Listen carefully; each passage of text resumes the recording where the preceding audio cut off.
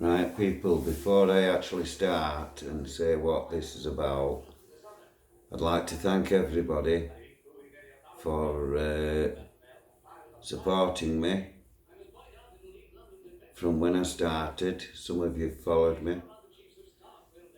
And a special thank you to None Your Business. And I am going to send you them links for them people that I've mentioned. I want to send you them because they are actual Aussies, mate.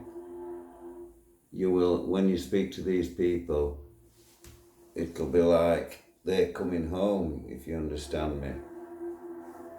They'll get a bigger buzz than you will actually seeing their videos. No, that came out wrong. Because their videos are brilliant, mate. The cooking ones, because they do cookery ones, because they're both qualified chefs. And they sell books, and I'm going to buy one. I am going to buy one. But I'm just having problems with transportation and bail conditions at the minute, so I can't get about to places I want to go. But maybe this is one of the things I could do at the minute. So, without any further ado, I'd like to just talk about my experience in HMP Preston 1987, which everybody that knows was the year of the riot. Now, before Riot, I'd like to say that I liked it. It was a pretty good little nick. And then on centre, you had all cage budgies that lifers had to put in when they came to do their time in this hostel at Preston. They had to give up the cage bird, which went into the cages on the centre, and they had a budgie red band whose job was solely to look after them budgies, clean them out, feed them, breed them, give reports to lifers on how they were doing and that. Excuse me. Now, there was one lifer on, I believe it, yes, A2. I've forgotten his name, but big respect to you, because you will actually know who I'm talking about. Because this lifer was finishing off, and what it was, he had a place in the hostel, and the screws kept telling him he had to go in the hostel and start the procedure to getting out. He had to go have a walk around town and go find a job if he can and get used to traffic flying about, which is getting to the point of one of my tales from Preston. Now, this lifer, he were on A2, I can't remember the number. A-wing were 5 landings high. It's the only jail in country that I know has got 5 landings. And I've painted it all, which is done by Portafleck, the spettle paint. And we had a big scaffolding that stretched over the landings, and a tower scaffolding, and it went up right up to the 5s. Then I had to hang on side at tower scaffold with my arm round like that and hold the pipes in that arm in my left hand, because the gun had to stay parallel to the wall when you're spraying it at all times. And you spray that way, and then the gun's turned and you spray it that way as well. 50% overlap all the time. No fanning like you do with car paint. And colours like white mead, which is white background with a black fleck. That is very hard to spray unless you know what you're doing, like I do. Or it'll gather in the corners and show like a line.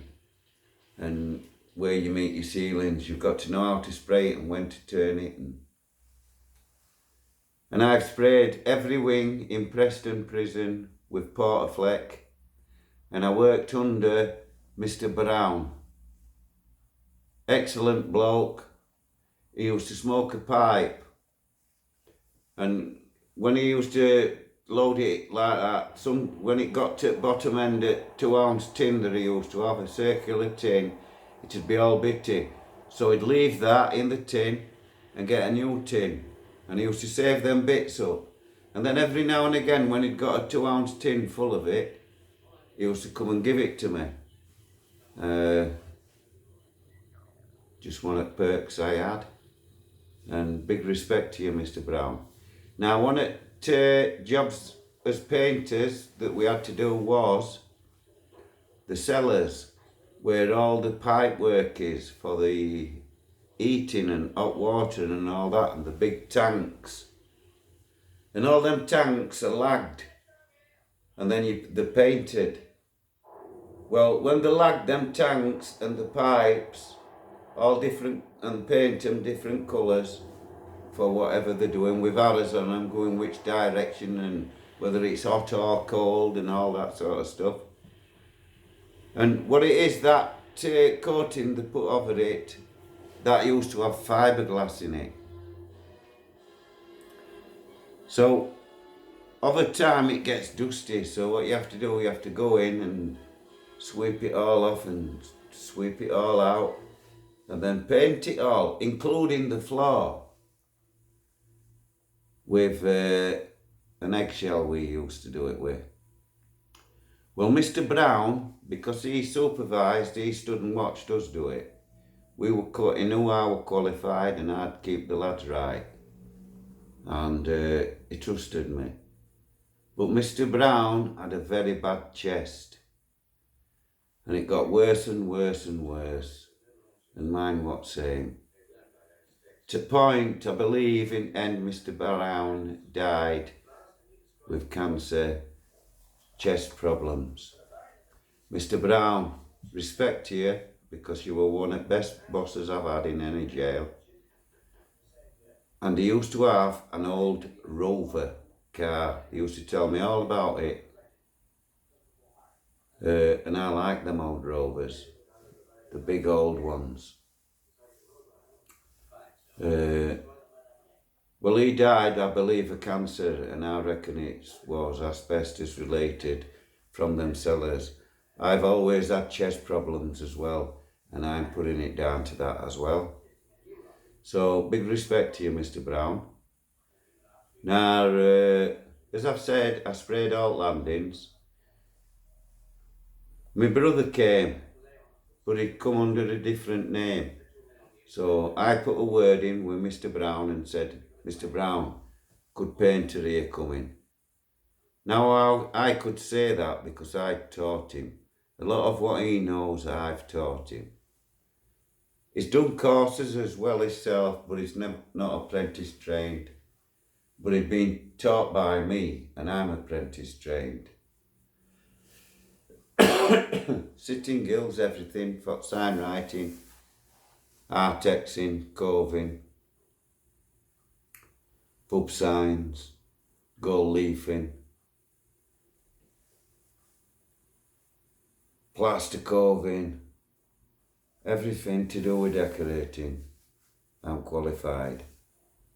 Sitting gills, 4-year apprenticeship from St. Camilla's. Thank you very much. The only thing I got good out of that place, because of Mr. David Peake, as I've mentioned on another video anyway. I'm glad his picture's been removed here. I think my daughter saw it and put it away because she knows what it does to me. I'm having problems getting off the subject now at the minute, because now I'm here talking about 1987, and already since I left the proof school, I've done 2 wax of Borstal. Now I'm into a couple of year prison. I've already done another one, 1982, before here, Lancaster. The castle, that's an excellent place, and I've yet to do an audit on when it's all open after COVID. I've already put one up, and it's good, but I promise you there's a lot better to come on my HMP The Castle Part 3. And I promise you that will be a fantastic video. So just keep your eye out for it. But back to Preston. My brother came and Mr. Brown got him onto works, and we were on works at the time. And this particular day it felt different at work. Mr. Brown were on edge. Everybody seemed on edge. None of the lads were saying out, but I knew something was going off. Now, while we was at work, what used to happen as a rule was the rest of the nick would go out onto exercise all at the same time, just before dinner. They'd go out on exercise, then when they come in, they'd start serving dinner, all around different wings. They all had mobile hot plates onto wings. Excuse me. Now this day felt different, and how correct was I? Now Mr. Brown were up to something as well, but he wasn't saying no. He was still alright, but just a bit more on edge. So I said, "What, something going on, Mr. Brown?" He said, "No, we're going back soon anyway." I said, "What, we're going back early for, Mr. Brown?" He said, "Just pack your stuff up." So I started packing all the spray equipment away. I said, "Mr. Brown, I've got to put this away proper, or it's going to be knackered, you know." He said, "Just do what you can." I said, "Okay, boss." "Are we back to work this after, though?" He said, "As far as I know, yeah, unless somebody's saying something different." "Why, are you on a visit?" I said, "No, Mr. Brown, I thought." He said, "Just get your stuff put away." So by the time Mr. Brown had unlocked wing and took us onto the centre to take us over onto C3,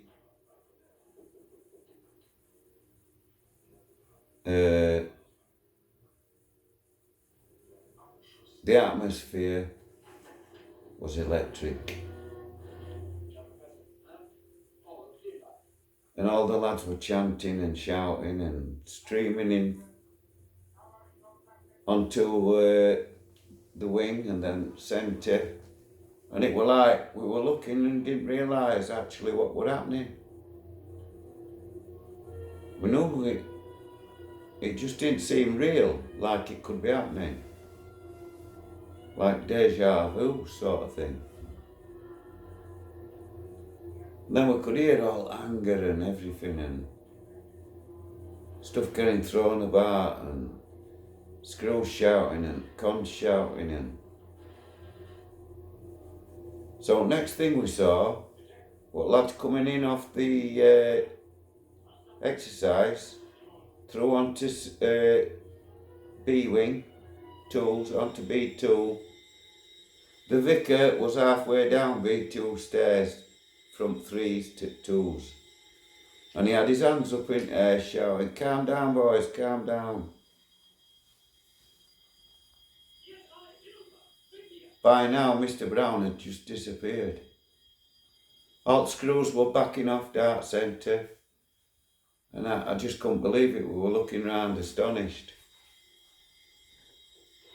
So next thing we know, somebody's grabbed hold of the vicar and pulled him down and threw him onto the tools and started kicking him.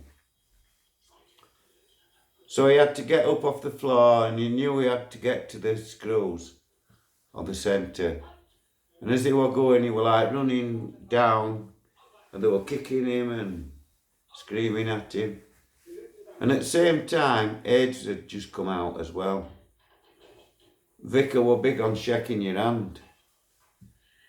And everybody used to just shake his hand. "Oh yeah, Vicar, oh yeah, it's a nice day," and all that. when all this with AIDS kicked off, they started walking up to him with their hands behind their back and nodding at him like that, and we'd be going, "Morning, Vicar. Morning, Vicar. We's back to the wall. Morning, Vicar. Morning, Vicar. Have a good day, Vicar. Bye. Bye, Vicar. See you soon. Bye." Well, anyway, he weren't gauntlet getting kicked up to the centre. And I've never felt not like it in my life. It was like when you stood under an aircraft and you can feel the vibration all through your body. Well, that's what this was like. It was electric. And I was just stood in amazement watching it all go off, and they were attacking budgie cages and chasing screws backwards with trolleys, the mobile hot plates. And there were steps going down and then back through doors in Preston on centre. So as soon as they'd back down and through them doors and we shoved the mobile hot plates, they couldn't get back in. So then screws had gone from all wings and people were blocking all outer doors up and smashing it to bits, and I'm thinking, oh God, this ain't gonna end good. So then we're looking out at windows and we could see lads coming in from exercise, and you had to come down between B wing and some buildings on this side that filtered you down to the centre where the door was for you to come in, and you were like quartered of way on landing on B wing to the centre, and then you could just disperse to whatever wing you were on. And they all exercised on a big courtyard like an army drill yard, big square, and screws just stood on outside, and then there were recesses and outer wall with terraced houses on the other side of wall, where I filmed outside prison on that street actually. So some of the big lads, and there was some big lads in there at that time, this building on your left hand side as you were coming down to go in the prison were low roofed with just barbed wire on top. So the big lads would stand there with their backs to it, put their hands together like that, and they were throwing lads straight over the razor wire onto the roof. And there were big stone flag roofs. So all lads grabbed up clothes and all sorts like that and threw it over the razor wire to stop people getting cut to bits, because it's lethal, that. Then they made the way off that roof up onto higher gym roof and everything, but they still couldn't be seen from outside. Then they started ripping all the roof off and everything and throwing it at screws. So screws was shouting, "Come on down, boys, the price is right, come on down." By now we're still inside the prison smashing it to bits. And chief officer has come in, and he's got the big fire hose, and he starts squirting at everybody. And all the lads start backing off the centres onto the different wings, and the screws come in behind the chief and disperse side to side and that, with riot shields and everything. Then they just aim for cons, any cons. Barged them into cells. When they got to stairs, they went up the stairs and drove people into cells on the landings. And that's where we were, up near his own cell. So they barged us into a cell, and we just, yeah, cheers boss, cheers, see you later. And I'm thinking, thank fuck for that. So me and brother are in this double cell. We're having a good laugh and having a joint and everything, and thinking, fucking hell, that's mad, that's mad. So we're making a joint and getting a boiling Marvel tin them days. There were no kettles. So we're boiling Marvel tin up to make a cup of tea. Getting some jam butties on. We love jam butties, that strawberry jam and that. We used to argue, believe it or not, who'd got most jam on. I say a petty we were. In the end, we couldn't fucking stop in the same cell, we had to get single pads. And he talked me into moving into his double out of my fucking single. And then we just rubbed each other up all the time. We just had a go at each other all the time. Arguing about daft shit. Well, next thing, we're looking out our windows, laughing about what we're going on, thinking, oh, fucking hell, thank fuck. We're banged up. We've had a go. Everybody's been in, right, we've all been on it, but look at all them lads sat on the roof, like pigeons. So we made a cup of tea and everything. And then I looked out at the roof, up on lads on the roof, and I could see them all sat there. And then I noticed right on end, by gable end, sat with his hands like that. What works? Red band. And I couldn't believe it. I said to brother, here, look who's on the roof here. It's fucking supposed to be out tomorrow. I thought, oh God. That poor lad, he'll be thinking about it now, that's why he looked like that. So I got up to the window. And I shouted, yo, works red band. What you doing up there on the roof, lad? You're supposed to be out in the morning. Couldn't believe it. Next thing, we're still laughing and looking at him and Scrooge shouting at him, come on down, boys. The price is right. There'll be no brutality. Thought, yeah, mate, they're going to kick you to death when they get you off that roof. They've got coaches waiting to Shanghai you. They're already Shanghai.